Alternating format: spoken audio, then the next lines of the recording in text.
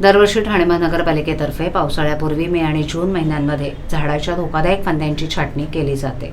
मात्र पावसाळ्यात वादळी वाऱ्यामुळे आणि अन्य नैसर्गिक कारणांमुळे काही झाडं उन्मळून पडतात, ज्यामुळे नागरिकांच्या जीवास आणि मालमत्तेस धोका निर्माण होतो.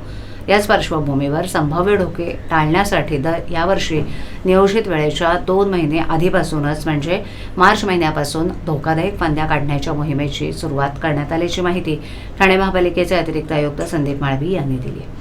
पालिका आयुक्त सौरभराव यांच्या निर्देशानुसार शहरातील प्रमुख रस्ते, पदपथ, सार्वजनिक ठिकाणं, शाळा, रुग्णालये, उद्यानं, चौक, बसस्टॉप आणि रहिवासी परिसरातील धोकादायक फांद्यांची छाटणी करण्यात येते.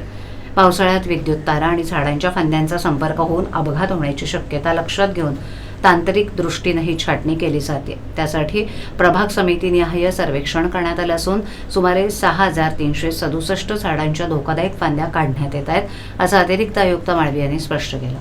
नौपाडा कोपरी 954, उथळसा 798, लोकमान्य नगर, सावरकर नगर 787, वागळे 737, माजिवडा मनपाडा 1091, वर्तकनगर 1300, कळवा 423, मुंब्रा आणि दिवा 276 इथे झाडांचं सर्वेक्षण झालंय.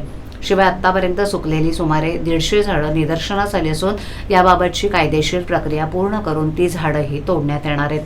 उन्हाळ्यात झाडांच्या सावलीचा जास्तीत जास्त लाभ नागरिकांना मिळावा आणि झाडांची नैसर्गिक वाढ अबाधित राहावी यासाठी अत्यावश्यक असेल तिथेच धोकादायक फांद्यांची छाटणी केली जाते. या दरम्यान झाडांवरील पक्ष्यांची घरटी आणि इतर जैवविविधता सुरक्षित ठेवण्यासाठी विशेष काळजी घेतली जात असल्याचंही अतिरिक्त आयुक्त माळवी यांनी सांगितलं.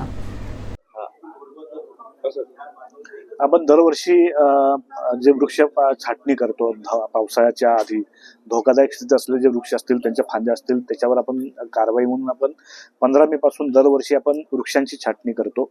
फांद्या धोकादायक फांद्या असतो, परंतु यावेळेला माननीय आयुक्त महोदयांनी ती कार्यवाही लवकर करावी, जेणेकरून पावसाच्या आधी कुठल्याही पद्धतीचं वृक्ष छाटणीचं एखादं काही राहू नये आणि त्यात पावसाळ्यामध्ये धोका निर्माण होऊ नये. यासाठी आपण 15 मार्च पासून शहरामध्ये प्रभाग समितीने आहे धोकादायक झाडांच्या फांद्यांची छाटणी मोहीम सुरू केलेली आहे.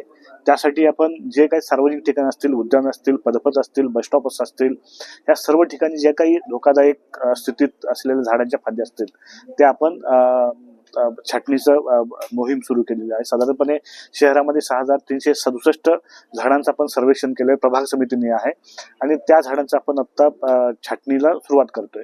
कुठलीही सावली नष्ट होणार नाही याची काळजी घेऊन, आता उन्हाळा कडक उन्हाळा याची जाणीव आम्हालाही आहे, परंतु हे करत असताना आपण त्या झाडाची सावली नष्ट होणार नाही. केवळ ज्या धोकादायक स्थितीत असलेल्या ज्या फांद्या आहेत त्या फांद्यामुळे कुठल्याही परिस्थितीमध्ये सावलीला बाधा येणार नाही अशाच पद्धतीचं ट्रिमिंगचं नियोजन आपण केलेलं आहे. प्रभाग समितीने आहे आपण तशी मॅनपॉवर मशिनरी उपलब्ध करून दिलेली आहे. त्याच्यावर आपण कंत्राटदारांना सूचना दिलेल्या आहेत. आमचे अधिकारी तैनात केलेले आहेत प्रत्येक प्रभाग समितीने आहे आणि त्याच्यावर प्रभाग म्हणजे झोन नुसार आपण आपले वरिष्ठ अधिकारी त्याचं मॉनिटरिंग करण्यासाठी आपण नियुक्त केलेले आहेत. त्याच्यामुळे अतिशय व्यवस्थितपणे झाडाला बाधा होणार नाही आणि अनावश्यक वृक्ष छाटणी होणार नाही याच्या सूचना आपण ऑलरेडी त्या ज्या ठेकेदारांनी दिलेल्या आहेत